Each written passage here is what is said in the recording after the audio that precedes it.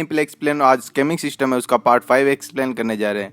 अगर आपने part 1, part 2 और पार्ट 3 और पार्ट 4 नहीं देखा तो पहले जाके वो देखो। चलो इसको स्टार्ट करते हैं।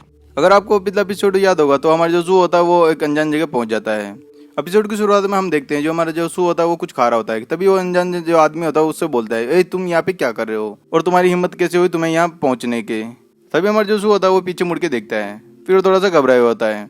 फिर वो जो दूसरा व्यक्ति होता है काफी गुस्से से देख रहा होता है। तभी जो दूसरा व्यक्ति होता है वो जोर से बोलता है, तुम्हारी हिम्मत कैसे हुई तुम्हें इस रूम में घुस के तुम्हें कुछ चुराने की, और तुम अब यहाँ पे बच के नहीं निकलने वाले। तभी हमारे जो जू है उसके सिस्टम में से एक आवाज आती है, अब आप कहीं पे भी गायब हो सकते हो और आपको ये अभी जस्ट मिला है, आप इसे यूज करना चाहते हैं या नहीं। तभी हमारे जो जू होता है वो थोड़ा मन ही मन में हंसता है।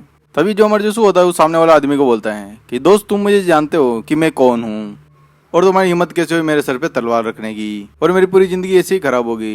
हर कोई मेरे पे गन तान के खड़ा हुआ था। तभी जो हमारे सामने जो व्यक्ति खड़ा होता है फिर वो जोर से बोलता है कि मैं तुम्हारे कोई सर पे तलवार नहीं तान रहा हूँ, मैं तो सिर्फ तुम्हें तलवार दिखा रहा हूँ। तभी जो दूसरा व्यक्ति होता है फिर वो बोलता है, अभी मैं तुम्हारी बकवास काटता हूँ। तभी वो जो उस पे हमला करने लग जाता है। मैं इस आदमी के बारे में कुछ बताना चाहता हूँ। ये जो आदमी होता है ये भी फायर नेशन से ही बिलोंग करता है। और जो व्यक्ति होता है जोर से उसकी तरफ भागता है। फिर वो जोर से बोलता है कि तुम्हारी हिम्मत कैसे हुई सीक्रेट रूम में घुसने की, और तुम्हें पता भी है कि तुम्हें ये कौन से सीक्रेट रूम में घुसे हो, अब मैं तुम्हें यहाँ से भागने नहीं दूंगा, और उसके ऊपर हमला करने लग जाता है। तभी जो व्यक्ति होता है वो जोर से सू के ऊपर वार करता है और सू उससे बचने की फुल कोशिश कर रहा होता है। तभी हमारा जो सू होता है उससे हल्का सा उसे कट लग जाता है। उसको देख के हमारा सू काफी ज्यादा डर जाता है। फिर वो अपने मन में ही सोचता है, अब मैं यहाँ से बच पाना मेरे लिए काफी ज्यादा मुश्किल होने वाला है। ये देख के हमारा जो सू काफी ज्यादा गुस्से में आ जाता है। तभी वो व्यक्ति को बोलता है कि तुम्हारी हिम्मत कैसे हो, तुम मेरे पर हमला कर रहे हो, और हर बार मेरे साथ ऐसा क्यों होता है कि मैं कुछ भी करने के लिए या फिर कुछ भी कहने के लिए मना करता हूँ तो वो मेरे ऊपर हमला करने लग जाता है। ये मेरे साथ हर बार ही हो रहा है।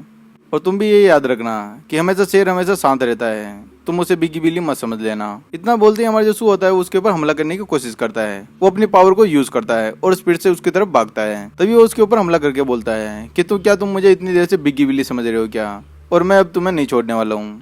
तभी हमारे जो सू के दोनों के बीच में बहुत जोर से फाइट होती है। तभी जो दूसरे व्यक्ति होता है वो सू के ऊपर बहुत जोर से हमला करता है और सू उससे बचने की पूरी कोशिश कर रहा होता है।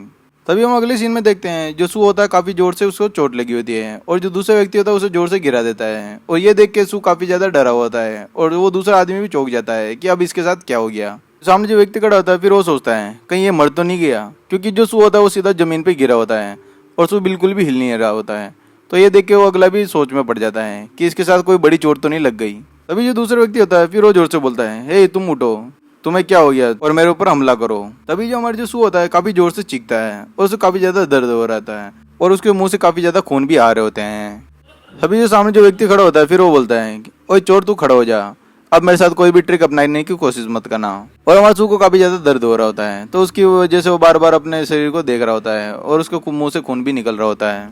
तभी हमारे जो सू होता है उसके हाथ से कोई डिब्बिया गिरती है और वो अपने जोर से पेट को पकड़ रहा होता है। ये देख के सामने वाला आदमी बहुत ज्यादा डर जाता है। फिर अपने मन में सोचता है कहीं उसने सारी की सारी गोलियां तो नहीं खा ली।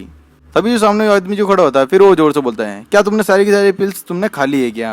अगर तुमने सारी पिल्स खा ली है तो तुम्हें ये भी याद रखना चाहिए कि ये पिल्स सिर्फ महीने में एक बार ही खाई जाती है, और अगर तुमने सारी चीज खा ली है तो अब तुम्हारे साथ बहुत बुरा होने वाला है। अब तुम्हें बहुत तेज से बुखार आने वाला है और तुम्हारे साथ बहुत ज्यादा दिक्कत होने वाली है और तुम्हें बहुत ज्यादा जोर जोर से उल्टी भी आएगी।